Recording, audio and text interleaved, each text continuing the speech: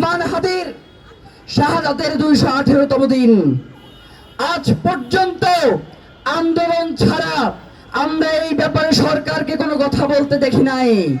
তোমার অন্তত এতটুকু কৃতজ্ঞতা প্রকাশ করা দরকার। ওই দিন যদি আমরা বক্তব্যে একবারের জন্য বলতাম যে এই অন্তর্বর্তীকালীন সরকার আমরা মানি না, কোন নির্বাচন আমরা মানি না, শহীদ ওসমান হাদির হত্যার বিচার হওয়ার পর সবকিছুর ফয়সালা হবে, তাহলে আজকে যে চেয়ারটায় বসে আছো সেই চেয়ারে কিন্তু তুমি বসতে পারত না। সুতরাং এইটাকে কোনোভাবেই দুর্বলতা হিসেবে দেখো না। এইটা আমরা মনে করেছিলাম যে শহীদ ওসমান হাদি ঢাকা 8-এ নির্বাচন করেছে, তিনি চেয়েছিলেন যে বাংলাদেশে নির্বাচনের মধ্য দিয়ে একটি সরকার ক্ষমতায় আসুক, কিন্তু তোমরা সেইটাকে আমাদের দুর্বলতা মনে করেছো।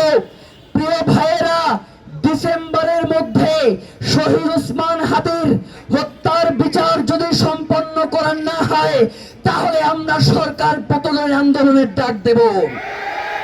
এই ব্যাপার নিয়ে কোনো ধরনের নেগোসিয়েশন হবে না।